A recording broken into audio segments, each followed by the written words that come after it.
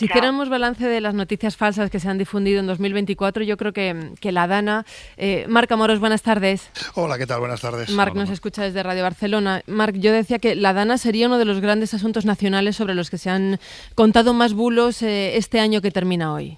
Sí, a la hora de hacer balance en España, sin duda. O sea, la Dana de Valencia ha provocado una gran, cantidad de noticias falsas. La palma se la llevó el parking de Bonaire, sí. Que todos recordamos, aquel parking que estaba inundado, lleno de agua, tardaron días en poder acceder a él.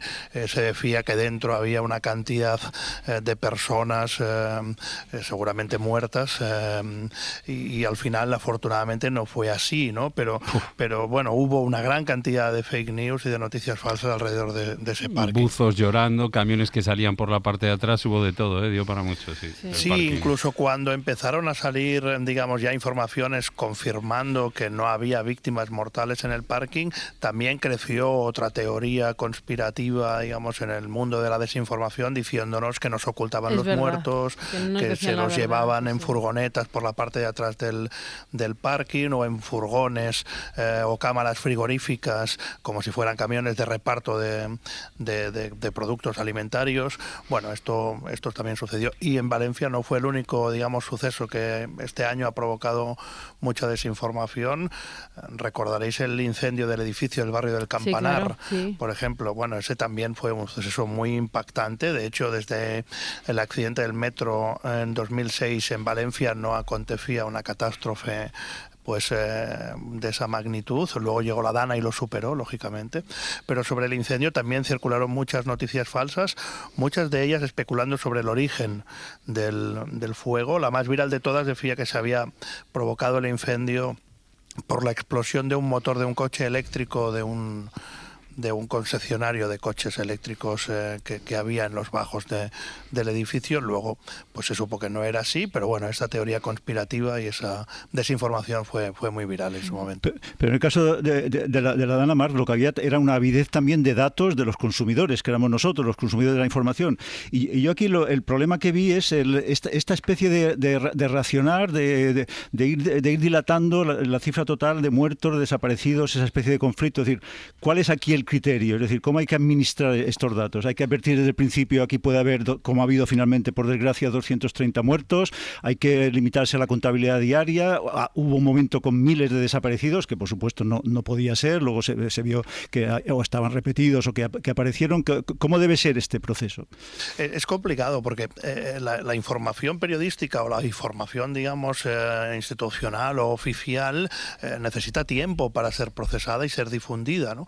En cambio, cuando hay un vacío informativo de este tipo, la desinformación es mucho más rápida, ¿no? Lo vimos también en 2020 cuando irrumpió el coronavirus y tuvimos toda esa pandemia. También hubo un baile de cifras bastante heavy y la desinformación siempre va mucho más rápida y tiende a ser mucho más catastrofista que la realidad, ¿no?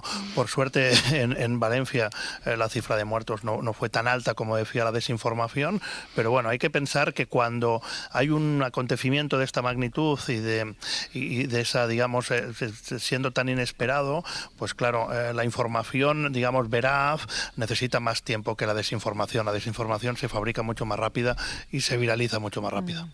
Oye, seguimos con el balance de las noticias falsas del año. Año, recuerdo, en el que el presidente del gobierno decidió tomarse esos famosos 5 días de reflexión a finales de abril, ¿no? Por las consecuencias que decía tenía para su familia y para él los bulos publicados sobre su mujer.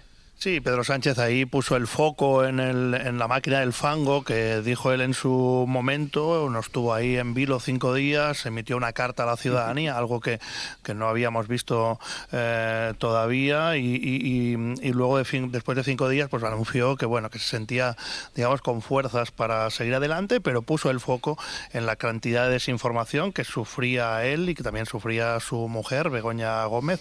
De Begoña Gómez este año se ha llegado a decir que que nació hombre, que no es una mujer. Se ha dicho que oculta una subvención del gobierno que se le concedió a dedo, que estaba metida en tráfico de drogas en Marruecos y que por eso el gobierno había cedido Sáhara a Marruecos, que había sido excluida de su actividad, digamos, docente en la Complutense de Madrid por el claustro de profesores y demás.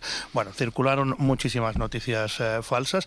El gobierno ha puesto el foco en esto, ha llegado a anunciar un proyecto de ley, una ley que quiere actuar contra la desinformación. Dice que obligará a los influencers con más de 100.000 seguidores en una red social o con más de 200.000 en todas las redes sociales, es decir, sumadas, digamos, todos los seguidores que tengan en las distintas redes, a rectificar aquellas informaciones erróneas que difundan, pero bajo, digamos, el derecho a rectificación. Por lo tanto, tiene que haber, digamos, la petición de rectificación para que esto suceda. Yo creo que la suspensión deliberada del poder por parte del propio ejerciente de ese poder, como hizo efectivamente Pedro Sánchez esta primavera, es inaudito. Eso no ha ocurrido nunca. Pero yo te quiero decir sobre la solución que se está diciendo, por ejemplo, esta que anunció Bolaños de multar o de exigir la rectificación a los influencers. ¿No sería mejor considerar a las redes sociales como medios informativos, qué es lo que son?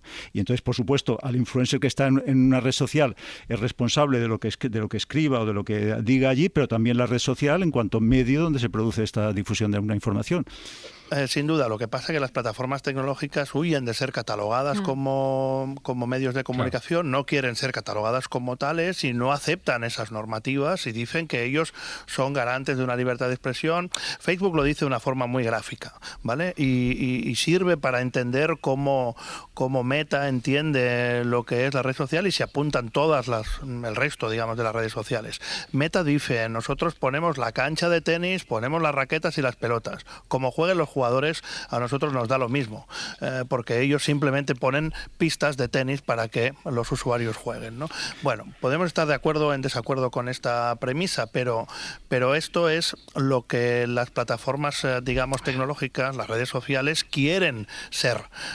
Lo que pasa es que, claro, aquí si no podemos perseguir a quienes deben filtrar qué información se da y qué información no se puede dar en su red social, pues habrá que perseguir a quienes deliberadamente, de forma engañosa y voluntaria, difunden esas noticias falsas. Marc, es que a Meta habría que decirle que Roland Garros, por ejemplo, también pone las pistas, las raquetas y las pelotas para jugar al tenis, pero pone unos árbitros y unas reglas que se encarga de que se cumplan, ¿no?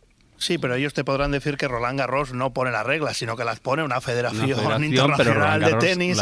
Pues vamos a lo mismo, ¿no? O sea, al final... Sí, el debate... claro, es el debate de siempre, ¿no? O sea, si las redes sociales se consideran medios de comunicación, que deberían serlo porque se difunde mucha información en ello, pues deben tener una ética periodística, deben tener unas leyes que amparen el derecho a la libertad de expresión, solo faltaría, pero también pues castigue o penalice de alguna forma, digamos, la difusión de la desinformación de forma intencionada. Y obligarles a verificar. Por eso lo primero que ha hecho Trump, lo que primero que hizo Musk, que los confundo porque son gemelos, lo primero que hizo Musk cuando compró X fue eliminar el equipo de verificación, despedir a todos los que hacían verificación de noticias. Claro. Bueno, es que al final, bueno, lo ha dicho muy claro, ¿no? Musk ahora en Estados Unidos ha dicho, ahora sois vosotros los medios, ¿no? Sí. Como diciendo, bueno, ahora ya no hay leyes, con lo cual cualquiera puede difundir lo que quiera y mi casa, digamos, mi red social es el terreno ideal para ello. ¿Exageramos, Marc, si decimos que 2024 ha sido probablemente el año que más desinformación hemos sufrido a nivel global, por lo menos registrada? No exageramos. Siempre pensamos que la desinformación es algo, más pasajero, que tenderá a ser menor o que pasará de moda y ya está, y nos olvidaremos de ella o aprenderemos a convivir con ella. Este 2024 ha sido un año para la desinformación buenísimo, es decir, ha habido más fake news que nunca. Hay que tener en cuenta que hemos tenido un ciclo electoral mundial muy, muy grande, casi la mitad de la población mundial ha sido llamada a las urnas este 2024 y ya sabemos cómo funciona la industria de la desinformación cuando hay ciclos electorales en marcha. Por lo tanto, ha sido un año en el que la desinformación ha abundado muchísimo. Y en este año, precisamente, con lo que está diciendo, con este ciclo electoral, estamos hablando de Milei en Argentina, Trump de nuevo en Estados Unidos, en la pujanza de Le Pen en Francia. ¿Esto podemos achacarlo a la desinformación desinformación o en qué porcentaje esto es culpa de la desinformación? Bueno, eso habría que medirlo. Yo creo que sin la desinformación, todos esos movimientos, digamos, de ideología más extrema, o sean de derecha o de izquierda, no tendrían, digamos, tanto altavoz ni tendrían tanto calado en la sociedad, porque sus canales de difusión no serían, digamos, tan amplios ni con capacidad de influencia tan grande como la que tienen, ¿no? Pero bueno, habrá que verlo. Es cierto que desde la irrupción de Trump en escena en 2015 para postularse a las elecciones de 2016, el uso de la desinformación a nivel político ha sido cada vez mayor, y el resultado, digamos, o el éxito que le ha dado a los movimientos de extrema derecha, por ejemplo, pues son notables. Entre otras cosas porque Trump ha comprobado que las mentiras que él suelta, las medias verdades y las mentiras directamente que él suelta, no solo no le pasan factura, sino que le suman apoyos. Y estoy pensando en la afirmación de los haitianos que dijo, ¿no?, que comía perros. Sí, bueno, en Estados Unidos ha sido catalogada como la fake news del año. Hay que tener en cuenta cómo elige Donald Trump decir o, digamos, apoyar o difundir esta noticia falsa. Lo hace en un debate televisado ante 67 millones de personas y lo suelta sin que nadie le pregunte por ello. Es decir, que busca el momento idóneo. Con toda la intención, ¿no? Para difundirla, ¿no? Tras la emisión, ni Trump ni su candidato a vicepresidente Vance se detuvieron allí, mantuvieron la desinformación durante el resto de la campaña, la siguieron alimentando. Incluso a Trump en alguna entrevista se le llegó a cuestionar sobre la veracidad de esta información, y él dijo que simplemente es que la ha oído por redes o la ha oído en televisión, ¿no? Como dándole, digamos, credibilidad por el simple hecho de que él lo ha leído o lo ha escuchado en alguna parte. Bueno, con esta afirmación Trump llevó la campaña, la política anti-inmigración en su campaña, pues a un nuevo nivel. Nos cae muy lejos, pero es que en Springfield hubo amenazas de bomba en escuelas, en supermercados, en ayuntamientos. El ayuntamiento de Springfield llegó a cerrar por una amenaza. La Universidad de Wittenberg recibió amenazas de tiroteo, y algunos haitianos pasaron miedo, no querían salir a la calle, no querían enviar a sus hijos a las escuelas por miedos a represalias, ¿no? Estaban marcados por un candidato a presidente que decía que se comían a perros y a gatos, pues sin tener en cuenta que eran mascotas muy queridas por el resto de la población, ¿no? Pero si Kamala hubiera ganado las elecciones, mi artículo lo tenía ya previsto, hubiera sido, por supuesto, ha ganado Kamala, porque nunca puede ganar las elecciones, iba a decir una bestia, pero vamos, un personaje que dice que la gente se come perros y gatos, y lo emplea como argumento duro de campaña. Sin embargo, a Trump sí le salió bien este argumento. Es decir, es que lo impresionante es que él puede utilizar estas verdades y son positivas, que además, esto, quiero decir, pues es una cosa como salvaje, directa, nos sorprende en estos tiempos del animalismo, pero todavía era mucho más duro cuando decía vamos a hacer la mayor deportación en masa de todos los tiempos, que sería un criterio casi nacionalsocialista, ¿no? O sea, muy bella, qué bello va a ser eliminar a todos los inmigrantes, y esto le sale bien. Es decir, existe un riesgo, por tanto, de contagio, Marc, de que estas tácticas proliferen porque funcionan. Sí, lo hay, de hecho lo estamos viendo en otras partes del mundo. Tenemos estudios, quienes seguimos todo el mundo de la desinformación, que nos muestran dos cosas. La primera es que la desinformación funciona como pegamento social, es decir, que une a personas alrededor de una creencia, alrededor de una idea, alrededor de una ideología, cuyas noticias falsas, como son, digamos, dogmas dichos para hacerles felices o para contentarles en su creencia, bueno, pues tienden a unirles, ¿no?, y a compactarles. De aquí, por ejemplo, cuando Trump alimenta la teoría del fraude electoral, pues aquello termina en un asalto al Capitolio en enero de 2021, que nos hemos casi olvidado de ello, pero eso pasó. Y luego hay una segunda cosa que nos dicen los estudios, es que quienes están, digamos, unidos alrededor de esas creencias o de esas desinformaciones o de ese líder que difunde ese tipo de patrañas, tienden a radicalizar sus posturas cada vez más, porque están dentro de, digamos, una burbuja que les obliga a reafirmar sus creencias y a seguir lo que dice el líder, ¿no? No hay que olvidar que Trump ya se postuló en 2016 diciendo que él tenía una gran capacidad de influencia en la gente y que la gente le seguía fielmente, que él se podía poner a pegar tiros en la Quinta Avenida y matar a alguien y no perdería ni un solo votante. Llegó a decir esto Donald Trump en 2016. Claro.